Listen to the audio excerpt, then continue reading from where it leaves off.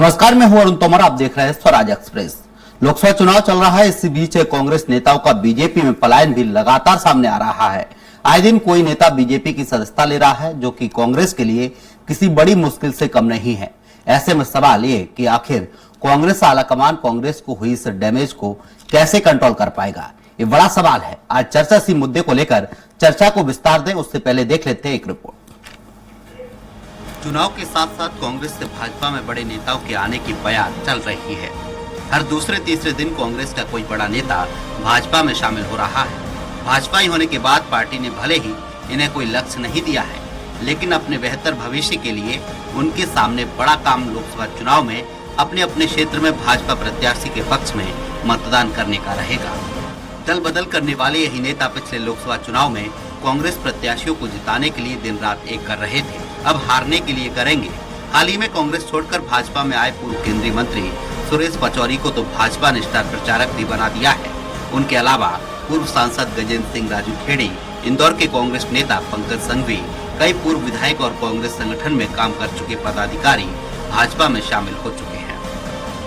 जितने भी पूर्व विधायक कांग्रेस से भाजपा में आए हैं, उनका क्षेत्रीय और जातिगत वोट बैंक भी रहा है। विधानसभा चुनाव तक सभी अपने अपने क्षेत्र में सक्रिय रहे हैं। ऐसे में नेताओं को भाजपा में अच्छी जगह बनाने के लिए अपने परंपरागत मतदाताओं को भाजपा की तरफ मोड़ने की चुनौती है। लोकसभा चुनाव की विधानसभा वार परिणामों में भी इसकी झलक देखने को मिल सकती है कि जिस क्षेत्र में वह सक्रिय रहे हैं, वहाँ के परिणाम भाजपा के कितने अनुकूल रहते हैं। इन नेताओं के सामने दूसरी चुनौती यह है कि पिछले लोकसभा और विधानसभा चुनाव में जिन कांग्रेस नेताओं और कार्यकर्ताओं के साथ मिलकर भाजपा प्रत्याशी को हराने के लिए दिन रात एक कर रहे थे, अब पुराने रिश्ते भुलाकर कांग्रेस उम्मीदवार को हराने के लिए मैदान में होंगे।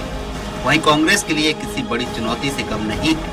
कांग्रेस में जिस तरह से नेता बीजेपी ज्वाइन कर रहे हैं, ये किसी बड़ी खतरे की घंटी से कम नहीं है। ऐसे में देखने वाली बात यह होगी कि कांग्रेस अपने को संभालने और पार्टी को हुई डैमेज को कैसे कंट्रोल करती है। सलमान खान, स्वराज एक्सप्रेस।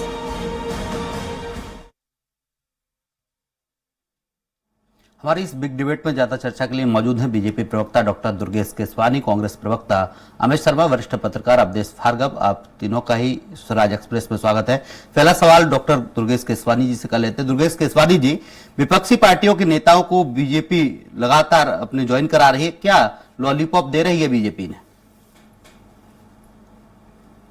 लॉलीपॉप वाली बात इसलिए नहीं क्योंकि वो विचारधारा को देखकर, भाजपा की विचारधारा को समझकर इसलिए भाजपा ज्वाइन कर रहे हैं। और भाजपा में निश्चित रूप से जब आप काम करते हो तो मुझे लगता है कि हमारे यहाँ पे कोई मांगने की परंपरा नहीं है, लॉलीपॉप देने की परंपरा नहीं है।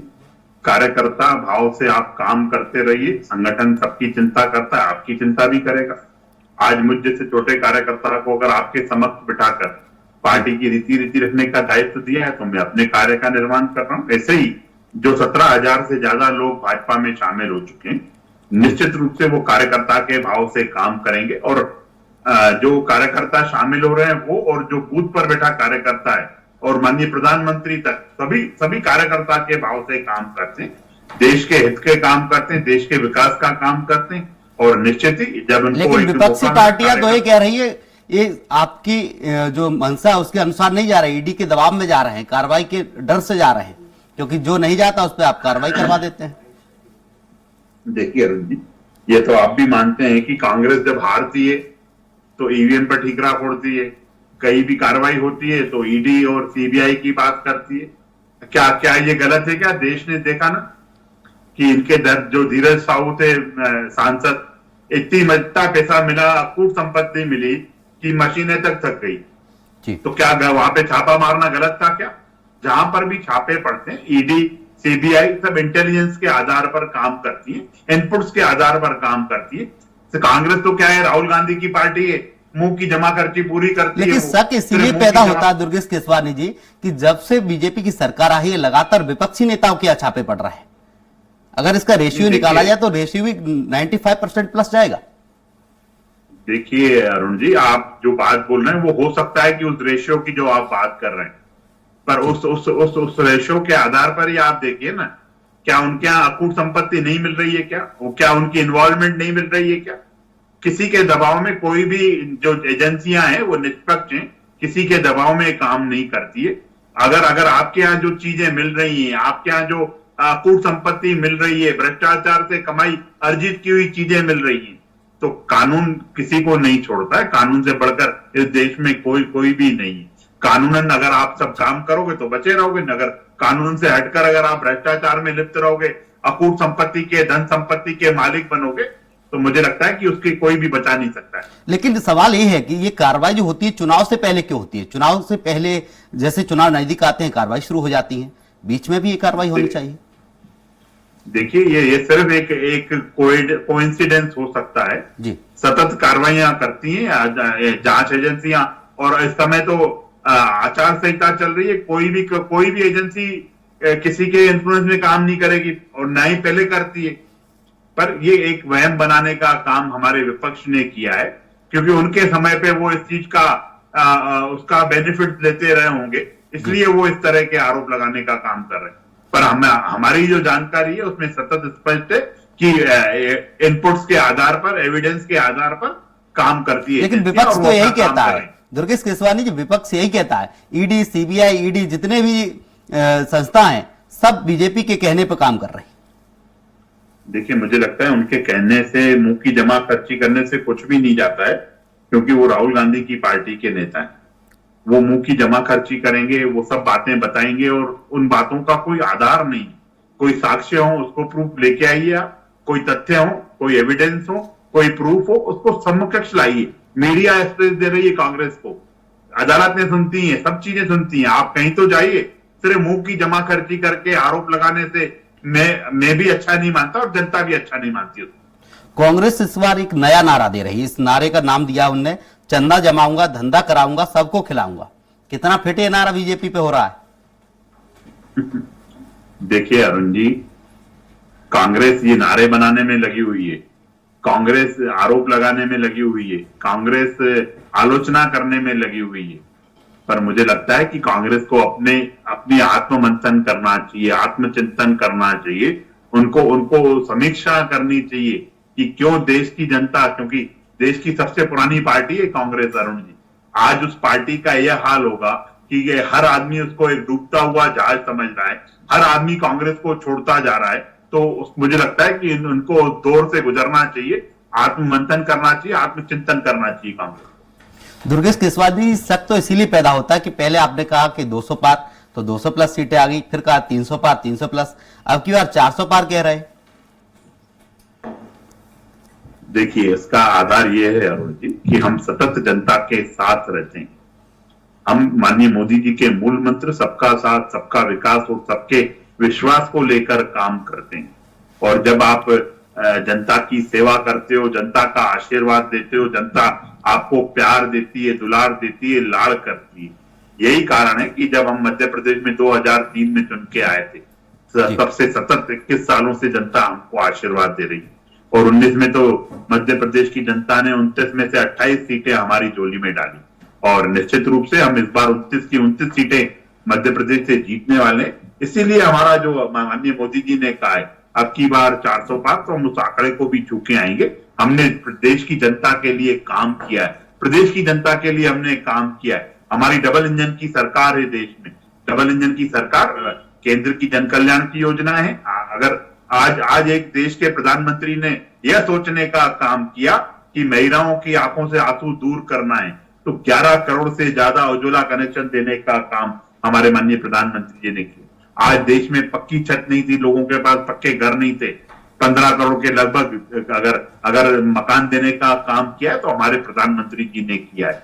हमने शौचालय, स्वास्थ्य सेवा मिशन के तहत शौचालय बनाने का काम किया है, और यह सब काम हमने कोई भेदभाव नहीं किया है। अगर राम को मकान मिला है तो रहीम को भी मिला है, अगर सीता को उज्ज्वला गैस कनेक्शन मिला है तो शबीना को भी मिला है। तो ये हमने कोई भेदभाव करने का काम नहीं किया।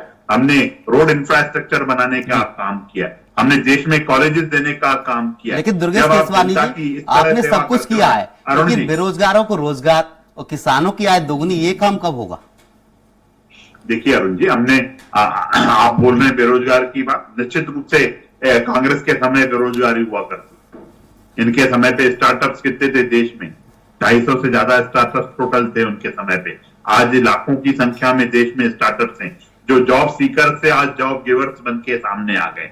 जनता जो रोजगार मांगने जाते थे आज अपने स्टार्टअप्स के माध्यम से रोजगार देने का काम कर रहा है। किसानों के हित में भी हमने अनेक काम करने के काम किए। सम्मान निधि की बात करिए, आप मध्य प्रदेश में देखेंगे 5-5, 6-6 बार हमें कृषि कर्मण अवार्ड मिला है। हमने सिंचाई का रकबा बढ़ाने का काम किया है। 4.5 लाख हेक्टेयर सिंचाई का रकबा होता था, उसको हमने 50 लाख हेक्टेयर तक पहुंचाने का काम किया है। हमने हर दिशा में काम किया है। अमित शर्मा कांग्रेस प्रवक्ता जुड़ गए हैं, रोकना चाहूंगा दुर्गेश केसवानी जी। अमित शर्मा जी, आपको नहीं लगता पिछले 3 महीने में 8,000 से ज्यादा कांग्रेसी कार्यकर्ता बीजेपी में शामिल हो चुके हैं? कांग्रेस इस पलायन को रोक क्यों नहीं पा रही है?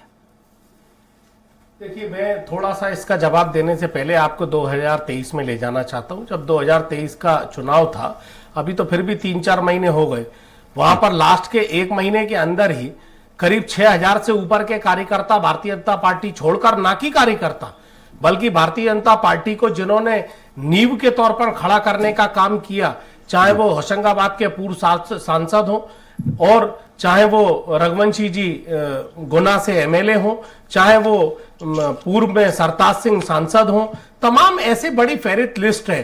पूर्व मंत्री दीपक जोशी जी हो और कहीं ना कहीं जो भारतीय जनता पार्टी की नींव के तौर पर रखने जिन्होंने खड़ी कर आज जो नरेंद्र मोदी और अमित शाह और हमारे केसवानी जी बड़ी बड़ी बातें कर रहे हैं, उनकी धरातल की जमीन को मजबूत करने का काम ऐसे लोगों ने करा।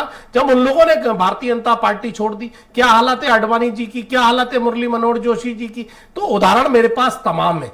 रही बात हम धरातल पे वर्तमान परिस्थितियों की बात करें, मैं कहना चाहता हूं कि आज जब स्वार्थ की पिच पर हम चले जाते हैं, राजनीतिक पिच पर स्वार्थ होता है, तो स्वार्थ की पिच पर आप जिनके धंधे हैं, जिनके पानी है, जो नोटिसेस जिनको आए, पहले संजय पाठक आज जो इनके कौन सी तोड़ो फोड़ो कोऑर्डिनेशन कमेटी के चेयरमैन नरोत्तम मिश्रा जी बने हुए, उनके सेक्रेटरी शायद संजय पाठक जी हैं।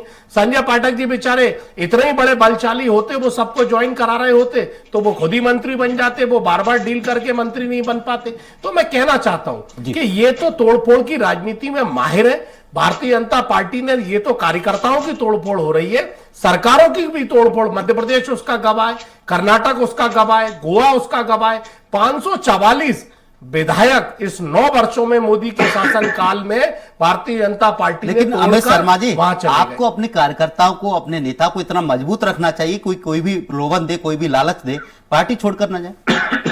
पूरा कार्यकर्ता मजबूत है।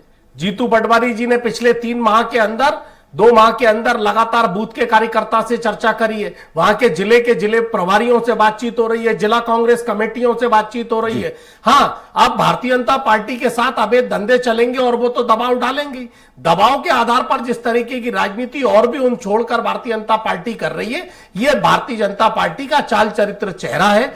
निसंदेह एक भ्रामक प्रचार भारतीय जनता पार्टी ने हाल ही में करा था कि कांग्रेस को कैंडिडेट नहीं मिल रहे। कमलेश्वर पटेल को कौन नहीं जानता, उमंग सिंगार को कौन, ओमकार मरकाम को कौन नहीं जानता, दिग्विजय सिंह जी को कौन नहीं जानता, नकुल नाथ को कौन नहीं जानता, बताइए ऐसा कौन सा नाम है। आज ज्योतिरादित्य सिंधिया के सामने हमारे यादव जी चुनाव लड़ रहे हैं, पूरा का पूरा परिवार जो है आज उनकी गुना पे जो ज्योतिरादित्य सिंधिया जीतते आए, उनकी नींव पर जीतते आए थे। तो मैं कहना चाहता हूं भारतीय जनता पार्टी संयम रखे। उत्साहित होना ठीक है, अति उत्साहित कहीं ना कहीं घातक होता है, जैसे 2009 में इनकी शाइनिंग इंडिया का घातक हुआ था। अभी सब्र रखिए, अभी पिक्चर अभी बाकी है। अवधेश भार्गव जी है, वरिष्ठ पत्रकार। अवधेश भार्गव जी, देखा जाए एमपी में कांग्रेस में डैमेज कंट्रोल बहुत ज्यादा ही चल रहा है।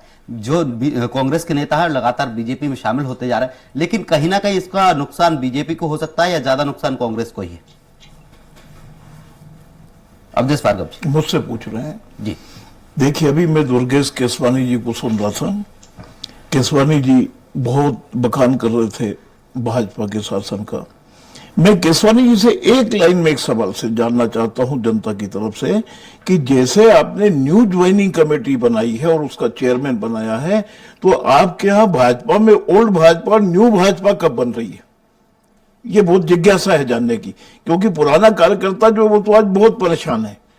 आप भी अपने दिल पर हाथ रखेंगे केसवानी जी तो आप परेशान होंगे, क्योंकि आप राजनीति में कोई साधु सन्यासी नहीं आता है। राजनीति में महत्वाकांक्षी आते हैं, जो चुनाव हार जाते हैं नेता, वो कोई ना कोई पद चाहते हैं। अब बताइए, न्यू ज्वाइनिंग कमेटी चेयरमैन, ऐसा कोई राजनीति में कोई पद था क्या? लेकिन आपने बनाया। दूसरी बात, आम जनता, आप बताइए, रेल मंत्रालय ने बुजुर्गों के पास बंद कर रखे हैं, जनता क्यों नाराज है? सीनियर सिटीजन के लिए आपके पास क्या स्कीमें हैं? आपने 9-10 साल के शासनकाल में सीनियर सिटीजन के लिए क्या तोहफे दिए हैं?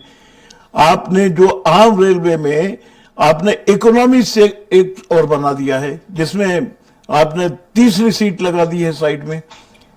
लालू यादव ने लगाई थी तो आपने हटवा दी थी, और जब अब आपने लगा दी है तो उसका कोई विरोध करने वाला नहीं है। आप गैस की कीमत चुनाव के समय 100 रुपए कम करके जनता को लुभाना चाह रहे हैं। क्या इतने दिनों में आपको याद नहीं आई? आप सजा देते हैं लेकिन अपराध नहीं बताते हैं। आपने गैस की सब्सिडी बंद कर दी, आपने ये नहीं बताया क्यों बंद की। बाद में आपने, जब जनता परेशान हो गई तो आपने कहा कि कोविड में हमने वैक्सीनेशन लगवाया था इसलिए हमने सब्सिडी बंद की। तो कई चीजें ऐसी हैं। आप बिजली में आप देख लीजिए, अभी आपने बिजली का आप देखेंगे तो आप फ्यूल चार्ज लेते हैं। आप हमें बिजली उत्पादन करके बेचते हैं, सरकार बिजली उत्पादन करके बेचती है, फिर फ्यूल चार्ज हम क्यों दें? जी दुर्गेश केसवाल जी, एक मिनट, मेरा भी दुर्गेश जी से एक सवाल है, तो दुर्गेश भाई उसका सबका इकट्ठा ही जवाब दे दें। दुर्गेश जी, हाल ही में अभी जो हमारे कांग्रेस से जा रहे हैं लोग, उनका जो आप बड़ा आत्मसम्मान कर रहे हैं, तो वो सम्मान में अभी भूपेंद्र सिंह जी ने एक वीडियो वायरल हो रहा, उन्होंने भारतीय जनता पार्टी के कार्यकर्ताओं से पूछा तुम्हें कितने वर्ष हो गए, तो उन्होंने कहा 15 वर्ष। तो समझ जाओ जब तुम्हारा कुछ नहीं हुआ तो उनका क्या होगा। तो ये जो ज्वाइनिंग कमेटी है, ये कौन सी, क्या निर्णय कराएगी ये कमेटी? अच्छा, आज ही मुख्यमंत्री जी का एक बयान आया है, शायद मैं उसको कहने में भी अच्छा नहीं लगता, कि जो लोग छिले हुए हैं उनको कांग्रेस में आकर और छीलने का काम करा, बदिया बनाने का काम करा, ये मुख्यमंत्री जी कह रहे हैं। तो क्या ये जो जाने वाले लोग हैं उनके लिए ठीक भूपेंद्र सिंह जी और मुख्यमंत्री कह रहे हैं क्या? इसका भी जवाब दीजिएगा। दुर्गेश केसवानी, ये तो भाजपा की बात है। दूसरी बात रही कांग्रेस की बात, तो शर्मा जी हमारे मित्र हैं। दुर्गेश जी मेरी बात, और दुर्गेश जी मेरी बात सुन ले, मेरी बात सुन ले। मैंने आपको नहीं टोका, आप मेरी बात सुन ले। मैं मीडिया का आदमी हूं, मैं किसी पार्टी का व्यक्ति नहीं हूं, राजनीतिक व्यक्तित्व नहीं है मेरा। तो आप इसलिए सुनिए, आप सुनिए, आलोचना सुनना सीखिए, आलोचना से ही सुधार होगा। मैं कांग्रेस की बात कर रहा हूं। कांग्रेस से लोग क्यों भाग रहे हैं? दीपक सक्सेना, जो कमलनाथ के इतने यानी 5 दशक से साथ थे, जो ये कहते थे कि कमलनाथ जहां पैदल चलेंगे मैं अपने आप को बिछा दूंगा, वो व्यक्ति कांग्रेस से इस्तीफा दे चुका। आखिर कारण क्या है? राहुल गांधी सारे पद छोड़ चुके, लेकिन हर जगह आगे आकर के, जैसे बीच में हमने भाजपा में देखा था, जब भाजपा 19-20 महीने सरकार में नहीं रही, कि नेता प्रतिपक्ष गोपाल भार्गव थे और जवाब देने शिवराज सिंह चौहान खड़े हो जाते थे। तो ऐसे ही राहुल गांधी कर रहे हैं। खड़गे जी अध्यक्ष हैं, लेकिन हर जगह राहुल गांधी, कोई निर्णय लेंगे तो राहुल गांधी, जब वो किसी पद में नहीं है तो क्यों? यानी वंशवाद चल रहा है। वंशवाद से कांग्रेस के ओरिजिनल कार्यकर्ता परेशान हैं। लेकिन जो कर्मठ कार्यकर्ता हैं, जो आज भी सोचते हैं कि कांग्रेस में हो सकता है बदलाव हो जाए, कांग्रेस की विचारधारा थी, कांग्रेस ने देश की आजादी में बहुत योगदान दिया था, कांग्रेस ने, ऐसा नहीं है कि विकास नहीं किया। 70 सालों में अगर 15 साल को मैं माइनस कर दूं तो बाकी 55 साल तो कांग्रेस का राज रहा। आप पतली पगडंडी से कम 12 फीट चौड़ी सड़क में जवाब ले लेते हैं। अब भार्गव जी रुकना चाहिए, दुर्गेश केसवानी जवाब दीजिए। भार्गव जी की आज्ञा हो तो मैं निश्चित रूप से बोलूं। जी बोलिए। भार्गव जी वरिष्ठ पत्रकार हैं और ये अपनी पैनी नजर रखते हैं, इनके खुद के ख्याल हो सकते हैं। ये ज्वाइनिंग कमेटी और वो तो एक सीधा सा एग्जाम्पल है। चाय में अगर हम शक्कर घोलते हैं ना, तो शक्कर अपना स्वरूप चाय के रूप में ही आता है उसका।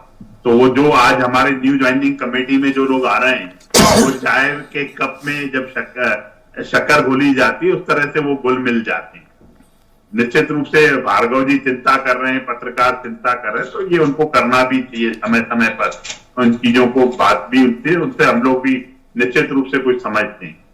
रही बात अमित जी की जो बात बोल रहे हैं, तो अमित जी ये बताएं कि उनके नेता कौन थे। सुरेश पचौरी जी तो उनके नेता थे, उनकी उंगली पकड़कर ये चलना सीखे कांग्रेस में सब चीजें, और आज ये उन पर ही बैठकर आरोप लगाने का काम कर रहे हैं उन लोगों पर। तो मुझे लगता है इन सब चीजों से उनको भी बचना चाहिए, क्योंकि आज आप आरोप लगाकर, आलोचना कर राजनीति तो कर लेते हो, पर निश्चित रूप से जनता भी देखती है, जो आपको समझती है, जो पहचानती है, वो सब कैलकुलेशन करती है कि आप किस तरह की भाषा का इस्तेमाल अपने नेताओं के पक्ष में कर रहे हैं उनके।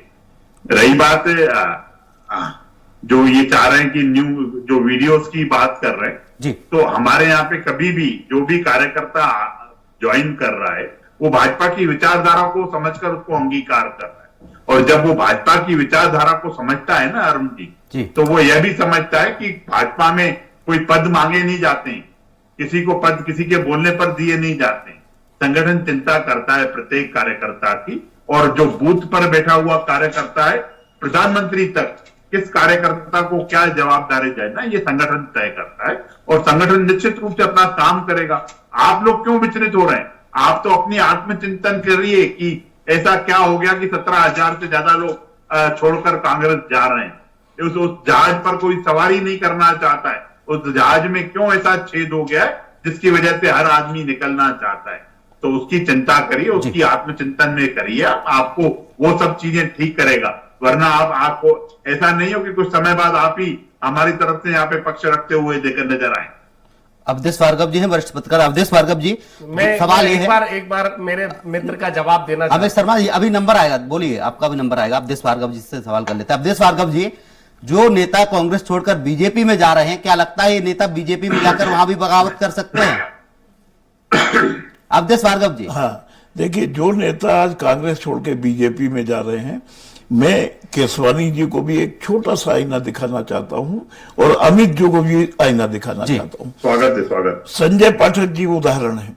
संजय पाठक जी एक जमाने में कांग्रेस के फाइनेंसर, मध्य प्रदेश कांग्रेस के फाइनेंसर हुआ करते थे, उनका अपना निजी जहाज है, पूरा फाइनेंस करते थे। आखिर में वो भाजपा में आए, शर्तों पे आए, उनको मंत्री बना, बहुत विरोध हुआ था। शिवराज सिंह जी मुख्यमंत्री थे, जब उनको मंत्री बनाया गया था तो पुराने कार्यकर्ता काफी नाराज हुए थे, बहुत सारे लोग लाइन में लगे थे। कई लोग तो 2-2, 3-3 बार के विधायक जो मंत्री नहीं बन पाए, अब शायद वो पार्टी में किसी पद पे भी नहीं है, वो बड़े नाराज लोग थे। आज संजय पाठक जी कहाँ हैं? आपके सामने। भाजपा की एक आदत तो बहुत अच्छी है कि बड़े शान से ला करके बड़े सम्मान से शामिल करती है, और जो वायदा करती है उसको निभाती है, लेकिन अगले कार्यकाल में उसको हाशिए पे ला देती है। ये उदाहरण है अभी तक जितने भी सिंधिया जी को माइनस कर दें, जितने भी कांग्रेस के नेता भाजपा में आए हैं, वो सब, आप छिंदवाड़ा का ही एक उदाहरण दे दूं, प्रेम नारायण ठाकुर जी, क्या स्थिति है आज? वो कहीं पिक्चर पटल पे दिख रहे हैं क्या? कमलनाथ के खास आदमी थे। अमित शर्मा जी से सवाल कर लेते हैं, कांग्रेस प्रवक्ता। अवधेश भार्गव जी, रोकना चाहूंगा, इनका कोई भविष्य नहीं है, समय का भी अभाव है। अमित शर्मा जी, कांग्रेस के नेताओं का कांग्रेस से मोह भंग क्यों होता जा रहा है?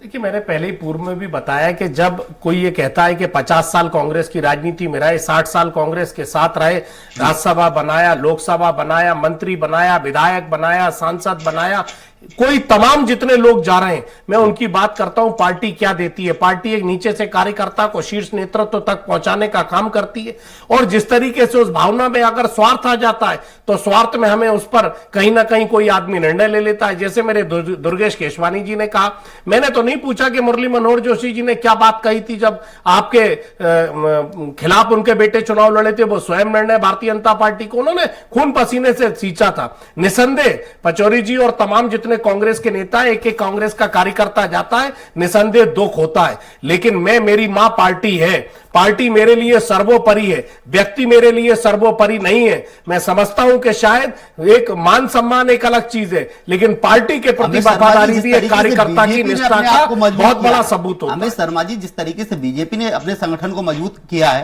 कांग्रेस भी इस तरीके से अपने संगठन को मजबूत करे। देखिए, अगर कांग्रेस अपने आप को मजबूत नहीं कर पाती तो 70 साल कांग्रेस देश की सेवा नहीं कर पाती।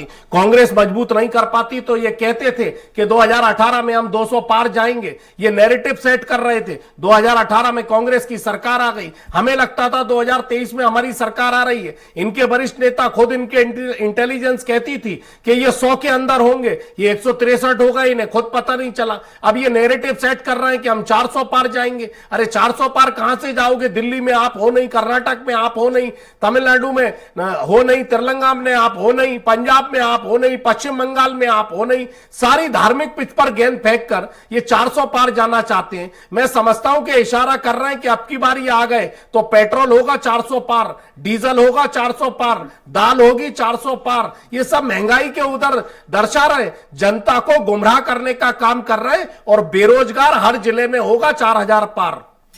अमित शर्मा जी, आपको ये नहीं लगता कि अगर डैमेज कंट्रोल नहीं रोका गया तो पार्टी को बड़ा नुकसान हो सकता है, क्योंकि लोकसभा चुनाव सिर पर है, वोटिंग भी होनी है। देखिए, असंख्य कार्यकर्ताओं की पार्टी है, निसंदेह किसी को संतुष्ट करा जाता है, किसी को नहीं। यह विचारधारा की लड़ाई है। जो कांग्रेस की विचारधारा से सहमत नहीं है वो भारतीय जनता पार्टी में चला गया। अब कोई विधायक बन के चला जाए, कोई मंत्री बन के चला जाए, और अब विचारधारा की बात करो तो मैं समझता हूं जनता समझदार है। और जैसा इनके भूपेंद्र सिंह जी ने कहा कि आज 15-20 साल से उन कार्यकर्ताओं को नहीं मिला, तो भारतीय जनता पार्टी में जो गए कांग्रेस के लोग हैं उन्हें क्या मिलेगा। और आज मुख्यमंत्री जी ने बयान में बदिया कह के उन्हें सील लगा दी। जी, समय का अभाव है। बीजेपी प्रवक्ता हमारे साथ डॉक्टर दुर्गेश केसवानी जी, आपका बहुत शुक्रिया। कांग्रेस प्रवक्ता अमित शर्मा जी, आपका भी बहुत शुक्रिया। वरिष्ठ पत्रकार अवधेश भार्गव है, आपका भी बहुत बहुत शुक्रिया। आपको बता दें, कांग्रेस में लगातार डैमेज कंट्रोल बना हुआ है। कांग्रेस के 8000 से ज्यादा कार्यकर्ताओं ने बीजेपी का दामन थाम लिया। लेकिन देखने वाली बात यह होगी, ये जो बगावती हैं, जो बगावत करके पार्टी चेंज कर रहे हैं, इनके क्या मायने होंगे, ये कितना नुकसान पार्टियों को देंगे और कितना फायदा, ये तो आने वाला वक्त ही बताएगा। फिलहाल के लिए हमारी इस बिग डिबेट में इतना ही। आप देखते रहिए स्वराज एक्सप्रेस। नमस्कार।